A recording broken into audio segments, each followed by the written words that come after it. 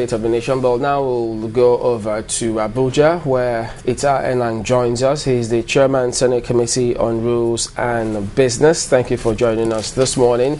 And let's start off with this. Yes, our leaders, those elected, are now talking about national unity, especially in the light of the security challenge that we've got.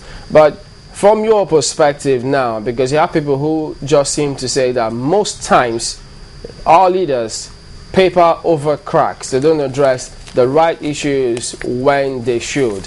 But give your perspective on this one, the way we're going about handling the security challenge that we've got on our hands. You think we're taking the right steps and perhaps eventually we will get the right results, or we need to change something to get a different result? Well, thank you very much for having me on your program. I think that the way Nigeria is going on with handling the security challenge is a right step. But I think much more needs to be done. And I don't believe that the security challenge in the country now is just the problem of Mr. President. I think it's not the problem of Mr. President alone. It's the problem of all Nigerians, because it is all of us that are facing it. It is all of us that are involved in it. Mr. President has done what he thinks is reasonable. And I believe that if any other political party, if any other section of the country, if any person in this country believes that there is something which Mr. President ought to do, which he has not done, I think it is for him to bring that idea on the table. The management of a country, the economy, the security is the business of every person in that country, led by the president of that country. And I don't think that the other person should just stay back and say, the president has not done this, the president has not done this. What the president has done now is saying, look, if we are going to dialogue, let us dialogue. And he has set up machinery for this dialogue. And of course, we don't have to look at security in Nigeria only from the point of view of the challenges in the northern part of Nigeria. That is the Boko Haram challenge. There are other more serious challenges of unemployment, challenges in the high seas, the kidnap of oil in the high seas, the other security challenges going on in the southeast, south, and what we're having in southwest. Therefore, I believe what the president has done, the steps he has taken so far, and the advice he has taken is good enough. Well, the way you just expatiated some of these issues, some Nigerians would want you to tell them more on what you think the executive arm has done, not forgetting that there was an invitation extended to the president to come brief the National Assembly on what his ministers and himself have all done concerning the insecurity we face in our country. Yes, I agree, but I still maintain what the president has done is good enough. But I believe now that it is time for the president to call on strategic sectors of the Nigerian polity, because much of what raises more tension now is the actions of political leaders, the actions of governors of the different divides, the actions of religious leaders of different divides, the actions of political parties of different divides. You'll hear somebody saying, look, the president should resign. Meanwhile, that may not be the issue.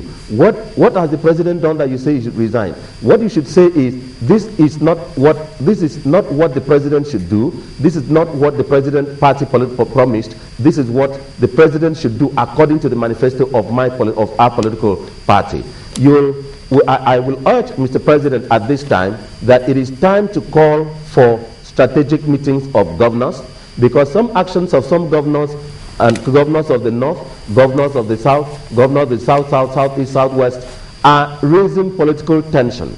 I believe that the president should call all the governors together and advise them that whether you represent the governors of the north or governors of the south, your statements, your actions, your programs should engender and should encourage national unity. Should also have strategic meetings with the legislature.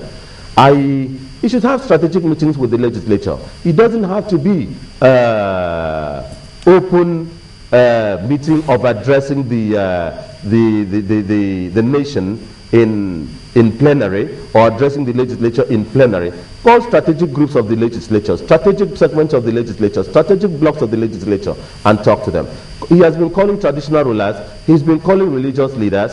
Now, this thing, the security challenge is more than we thought it could go. And of course, it's affecting and harming the economy. The amount of time and effort we were putting in trying to address security challenges would have been engaged and put in addressing the economy, manufacturing, agriculture, budget implementation, and a lot of other things. And of course, Mr. President should not forget that what we are having today as security challenge arose out of some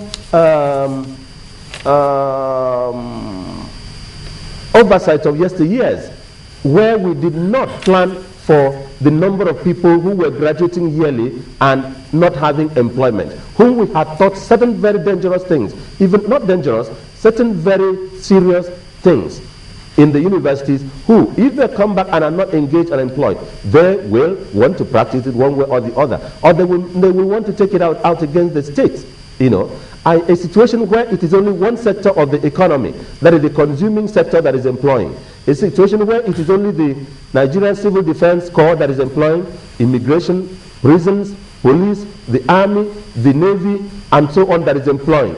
A situation where none of the manufacturing sectors is employing, where none of the only a minute section of the state of the federal civil service is employing, a minute sections of the state civil service is employing, is not good for the economy.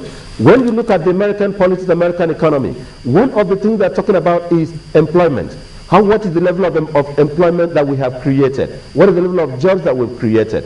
I think that we should progress in this matter of security management beyond just thinking of how do we contain it by way of increasing security personnel, by way to saying how do we contain it by way of increasing the things that are capable of getting people out of insecurity. Okay, Senator Enang, on the 25th of June, you spoke to newsmen in Uyo, and it was eventually published on the 26th.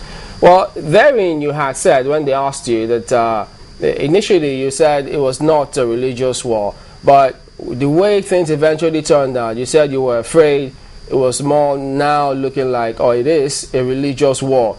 But now you talk about the president calling this strategic meeting with some members of the National Assembly, and that the leaders, political leaders, need to also do more. Are you suggesting, or are you saying that it is now political?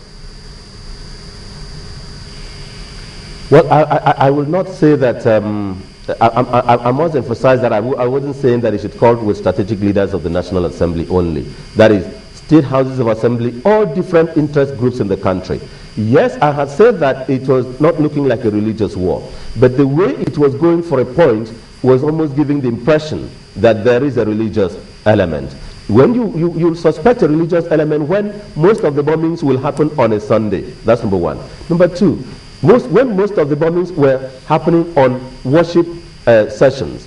Thirdly, you look at it when there are serious Christian festivals, you will have that. And but like I still say that whether it is religious, political, or social, the box on security stops in the table of the government, not just the federal government, but the state government. The state government should not put all the blame or any blame on the head or table of Mr. President, because after all, security in their state also stops on the table of the states. I want the states, local government, all sector and strata of the country to have meetings, like the strategic meetings I'm suggesting that Mr. President could host, including local governments of North and South, local governments of West and the Northeast and the Northwest and so on. Put them together. It doesn't need, all of them don't need to be on the president presiding, but give interaction. I mean, give them opportunity to interact. After all, these are the leaders of the different governmental groups in the country, and by the ultimate is having peace in the country and returning this country to the path of manufacture.